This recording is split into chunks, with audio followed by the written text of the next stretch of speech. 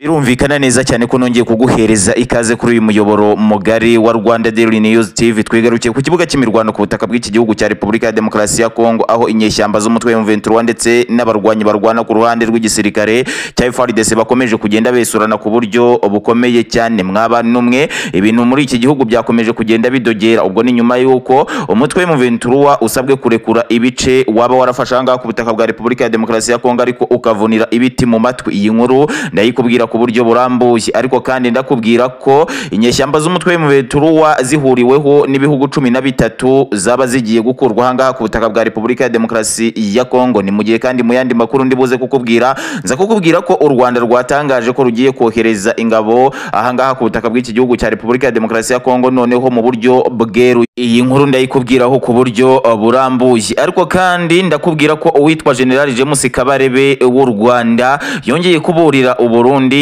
bushaka kugaba ibitero ku butaka bw'u Rwanda. Iyi nkuru nayo ndayikubwira ku buryo burambuye. Noneho rero mwokagira Imana mwe, ni munyemerere tugaruke ku makuru yacu y'uyu munsi wa kabiri ku itarike 26 kwezi kwa kabiri umwaka wa 2025. Nongeye kwisuhuriza abanyarwanda mudukurikiye muri hano mu Rwanda, nongere kusuhuza abarundi mudukurikiye muri mu gihugu cy'u Burundi, ariko kandi ntabwo narenza ingohe abantu badukurikiye muri mu burasirazuba bwa Repubulika ya Demokarasi ya Kongo, aho Igoma ndabasuhuje cyane. Mwokagira Imana mwereka nsuhuza abantu mudukurikiye muri Leta Zunze Ubumwe za Amerika ndetse n'ahandi hose ku isi. Ni munyemerere amakuru yacu nyagarukeho ku buryo burambuye. Nama mbibabwira jewe ubu ukomeje kugenda ubategurira aya makuru, akabiri nanjye ukomeje kugenda uyabagezaho. Nitwa Mr Kenzo, mbahaye ikaze. Reka duhere ahangaha ku nyeshyamba za M23 zikomeje kuvunira ibiti mu matwi mu gihe ziri kubwirwa ko zigomba kuva ku butaka bwa Repubulika ya Demokarasi ya Kongo zikarekura ibice byose zaba zarigaruriye bigasubira gukontororwa n'igisirikare cya leta ya Kinshasa FARDC. Ariko ibi ngibi rwose M23 yoyo ntabwo ibikozwa. Ni mu gihe umuryango wa SADC ndetse na EAC wamaze kugenda utangaza ko hari ibihugu 13 bigiye kuba byajya ahangaha ku butaka bw'iki gihugu cya Repubulika ya Demokarasi ya Kongo, kandi bikizemo imbaraga n'umuhate bigakura izi nyeshyamba z'umutwe M23 ahangaha ku butaka bw'iki gihugu cya Repubulika ya Demokarasi ya Kongo. Nubwo M23 yatangaje ko icyaba cyose nubwo haza ibihugu bikomeye cyane nta kizayikura ahangaha ku butaka bw'iki gihugu cya Repubulika ya Demokarasi ya Kongo, M23 ikomeje kugenda ibwirwa kurekura Goma, ikarekura Bukavu ndetse ikava n'ahandi hose yaba ikomeje kugenda irwana ngo ibashe kuba yagenda yigarurira. Waba wibaza uti ibi ngibi Perezida Antoine Felix Tshisekedi Tshilombo uyobora Repubulika ya Demokarasi ya Kongo arabivugaho iki? Perezida Antoine Felix Tshisekedi Tshilombo nta kindi kintu abivugaho, mu gihe wewe akomeje kugenda yivugira ko inyeshyamba z'umutwe M23 bitinde bitebuke zizavanga ku butaka bw'iki gihugu cya Repubulika ya Demokarasi ya Kongo.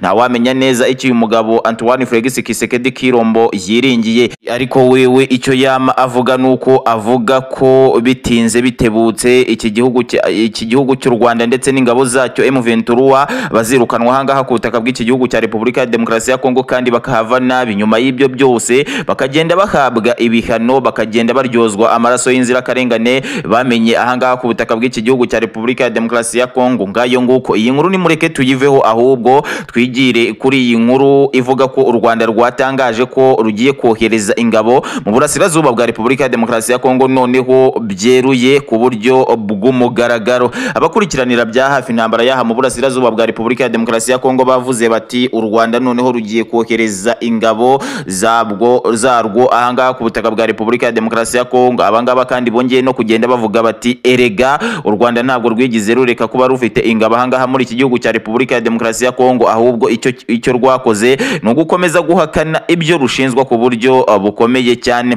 U Rwanda rero rwafashe umwanzuro, uyu mwanzuro ruwufashe nyuma y'uko Uganda nayo yari yafashe uyu mwanzuro wo kuba yamanuka ahangaha ku butaka bw'iki gihugu cya Repubulika ya Demokarasi ya Kongo. Ariko ku munsi w'ejo hakaba haririwe amakuru avuga ko Uganda yaba iri kugambanira izi nyeshyamba z'umutwe wa M23. Ibi ngibi byanatumye kandi u Rwanda ruhita rutangaza umwanzuro w'igitaraganya ruvuga ko narwo rugiye kuba rwakohereza abasirikari barwo ahangaha ku butaka bw'iki gihugu cya Repubulika ya Demokarasi ya Kongo. Noneho intambara rero yaba igiye kugenda itangira bushya, iyo twamaga tubona yaba atari intambara. Noneho rero reka nkubwire ngo mu gihe u Rwanda ruzaba rugeze ahangaha ku butaka bw'iki gihugu cya Repubulika ya Demokarasi ya Kongo, uwitwa Antoine Felix Tshisekedi Tshilombo yazavuga ati iryo navuze riratashye, u Rwanda ni nirwo rukomeje kugenda runsenyera ahangaha ku butaka bwa Repubulika ya Demokarasi ya Kongo. U Rwanda nirwo rumariye abaturage, u Rwanda nirwo rumariye amabuye y'agaciro. Mwokagira Imana mwe, aya makuru nayavuyeho murabyumva neza, ahubwo nigereye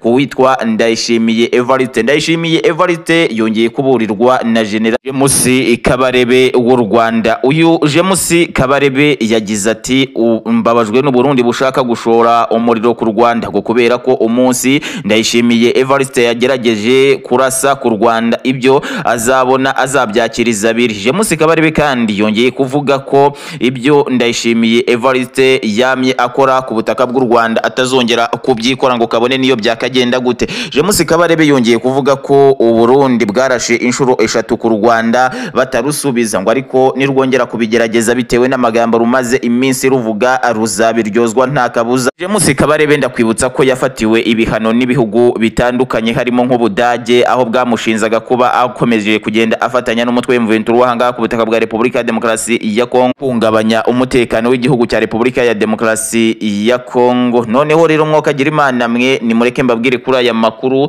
mbabwira ko nyuma yuko abanyarwanda bari mu Bwongereza bari bamaze kugenda basaba u Rwanda ko rwagakuye ingabo ahangaha ku butaka bwa Repubulika ya Demokarasi ya Kongo, Ubwongereza nabwo bwamaze kugenda bufatira ibihano igihugu cy'u Rwanda. Ubwongereza bwavuze ko u Rwanda rugomba kuba rwavanga ku butaka bw'iki gihugu cya Repubulika ya Demokarasi ya Kongo, cyangwa se rukagenda rubona bibi rutigize rubona ahangaha ku butaka bw'iki gihugu cya Repubulika ya Demokarasi ya Kongo. Reka nsoreza ahangaha amakuru nari naguteguriye muri iki gitondo, gusa nkubwira ntikomeza gukora subscribe, ukomanting, uriking kugira ngo amakuru yacu akomeze kugenda akugeraho 5 kuri 5. Jewe uba waguteguriye aya makuru akaba ari nanjye uba ukomeje kugenda uyakugezaho. Unyite Mr Kenzo, ndagushimiye. Nyagasani Uwiteka Imana nakomeze kugenda kumperereza impagarike n'ubugingo.